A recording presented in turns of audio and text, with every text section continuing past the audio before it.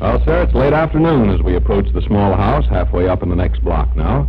And here, mounting the back porch steps, we find Mr. Victor Gook and his son, Mr. Rush Gook. The gentlemen are just this moment returned home from activities at the kitchenware plant and Tapman's vacant lot. Their conversation is brisk and cheerful. Listen. It come about as close to being a fight as anything I ever seen in my life. Leroy Snow referred to Milton Welch as a half-wit. Milton referred to Leroy as a cheapskate. Leroy doubled up his fist. Milton Welch removed his hat and overcoat. In that case, I suggest you open the door. Tom's been away someplace and come home again. How do you deduce that, Inspector Glump? Here's the rubbers with the sole still wet. In that case, I suggest you open the door. Yeah, it sure looked like it was going to be a battle. Milton Welch removed his hat and overcoat. Leroy Snow removed his hat and overcoat. Leroy says, "Here, Rooster, kindly hold my wraps while I teach this bounder a lesson." Milton says, "Here, Bluetooth, take care of my outer clothing while I give this scoundrel a thrash and he won't soon forget." In that case, I suggest you close the door. But then they both begin to stall. Hi, Di, ho. You all by yourself?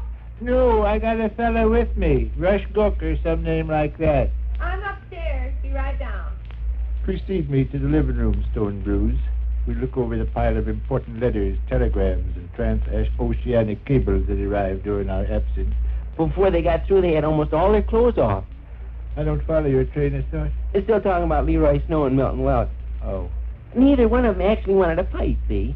They were both stalling for time. Leroy removed his hat and overcoat. Milton removed his hat and overcoat. Leroy removed his necktie. Milton removed his necktie. Leroy removed his shirt. Milton removed his shirt. Leroy removed his shoes. Milton removed his shoes. Leroy All this take place over in Tapman's vacant lot? Yeah. Must have been a trifle chilly for the belligerent. It was. They both started to shiver. Hey, what did we hear? Where? Sitting in front of the Davenport. Perhaps we have a gift. A traveling See bag. what's on the floor? Whose suitcase? Mine. Mom says it's hers. Purchased, I imagine, in anticipation of a trip to Carberry next month. She's been talking about a new suitcase. Said our old one's so scuffed and shabby. Ain't it a beauty? Woman, if you've been spending my hard-earned money on foolish vanities, by Don't George... interfere with it, fellas. It's brand new and the lovely leather is easy to scratch. If Mom had a new football, she'd be afraid to get scratched. That's ladies for you. How you like that for handsome? Very nice indeed. You couldn't guess in 30,000 squillion years where it come from. Moore's Luggage Shop. No. Here's a label that says Moore's Oh, Luggage. it may have come from there. I guess it did come from there. Well, I said Moore's Luggage Shop, and you said no. It's a gift Huh? from Mr. and Miss Donahue. What? A going-away gift. Sweetest thing that ever was.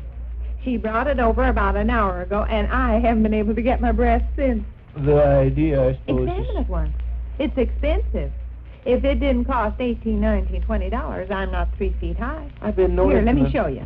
Did old man Donahue actually break down? and These say nothing? latches, where you clasp it together, is absolutely the latest thing. I'll demonstrate how they work. Oh, I know how they work. There's nothing new about those. Certainly a lot newer than the ones on that big old squashed-in suitcase of ours I've been taking on trains ever since I married to where the conductor tittered. I doubt if the conductor's titties ever occasioned. See how they work? I understand how they work. This little business comes in around through here, and then you pull down on this thingamadoodle. Your traveling bag is closed to where it can't come open. And there's even a lock and key goes with it. The key's inside on a string. Did Mr. Notice the color? I noticed. It's a very, very, very latest tan. Uh-huh. All the stylish travelers in Peoria and Decatur got valises with this shade of tan. Probably. No joking, I haven't been able to get my breath this last hour. It was such an enormous big surprise, see? I'd like to investigate inside the Tell you what suitcase. you can do, Rush. Out on top of the buffet, there's a letter from Aunt Bess. Go get it. A letter from Bess comes this afternoon. Did she... All about how excited they are, me coming and all. Do you realize I leave for Carberry in less than 2 weeks? The time is, George. Hurry up and do like I say, Rush. It's on top of the buffet. Hmm. Yes, sir, less than 2 weeks. I can't hardly realize it. Well, what puzzles me is this sudden surge of generosity on the part of Pa and Ma Donahue. The traveling bags are going away gift. Yeah, but you're only going to be gone 8 or 9 days. What do you mean?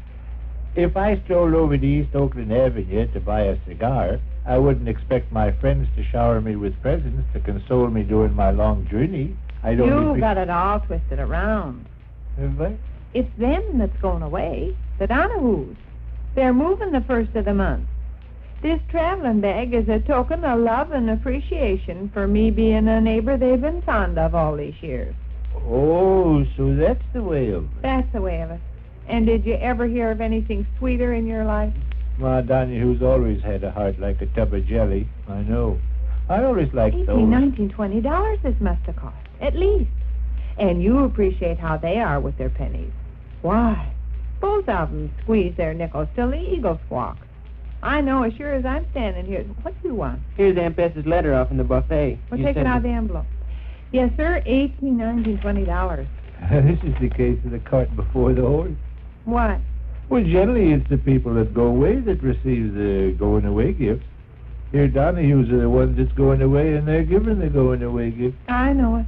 I know it. Want me to read this out loud? Yeah. All about how excited they are me coming to Carberry. Dear sister-in-law, thought You I would... realize, don't you, I'm leaving in less than 2 weeks? I hadn't stopped to think about it before. That's right, though. Let's see, what's the date? Today's Wednesday. Really, only about 10 days. I counted up on the calendar this morning. Dear sister-in-law, thought I The would... best is in the stew. Oh. Oh, me coming and all. I bet she's already got 9 cakes baked. When that girl gets ready to entertain company, she almost kills herself. Well, listen to what she says. Read, Rush. Dear sister-in-law, thought I would write and see how you are feeling. We are fine, and Walter's kneecap has let up considerable on the twinges. How is Victor? She's I got a expect- lot to say about you further on. That's so? Little jokes about when you come to Carberry, mate. I bet Victor takes the pretty girls to the ice cream parlor and treats them to ice cream sodas. Dear sister-in-law... Oh, and you better have Victor arrested and put in jail while you're gone, mate. Husbands with their wives out of town are liable to take in the moving picture show every single evening. Oh, she's a corker, that Beth. Yeah, I bet I don't sleep 9 minutes all the time I'm in Carberry. I bet we lay in bed and talk all night long. Read, Rush. Dear sister-in-law, Don't thought... go over the same thing again and again. You don't give me a chance? Skip down. Skip down. How is Victor? Huh? How is Victor? How is Victor? Skip down to how is Victor. Oh, for a minute Yes, there... sir, I'll bet that girl's a wreck. The prospect of entertaining company simply makes a bundle of nerves out of her. How is Victor? She's always been that way, Bess. Always. How is Victor? Why, when they had that preacher's convention in Carberry and Bess boarded 3 of them for a week, she got herself into such a state Walter had to send for the doctor. How is Victor? Huh? How is Victor? Fresh, what is... Oh! Thought for a minute you'd gone off your rocker. Read. How is Victor? I suppose he's working hard in his office as usual. He will certainly miss you when you come to visit us. Say, mate, can't he and Rush They run want up... you and Willie to run up the day before I leave for home. Of a Saturday, see. You could hop on the train Saturday morning, get to Carberry in the early evening, and have all night and a good part of Sunday to see the folks. Oh, I thought we'd already decided on that. Yeah, we had. How is Victor? Oh, but this traveling bag, though. Won't I cut a dash on the Illinois Central? Darn old conductor won't titter at my miserable little old crushed-in valise this trip. How is Victor? Did you ever hear of anything so sweet as Miss Donahoe? Economical and careful with their pennies as they are, they spent $18, $19, $20 to buy me an expensive present to show how much they like me and what a dandy neighbor they think I've been all these years. Ain't that sweet? Ain't that sweet? Know what happened when she walked in here and handed me the traveling bag and explained what it was for? No. We cried. Yeah? Both of us. Actually, Vic, I just... Somebody in the kitchen. Hmm? Somebody in the kitchen. Oh, that's my grocery boy. I want to see him. He's got a ballin' out coming. Do you I'll be want... back in a second. Don't either one of you go away. I got a lot more things to tell you.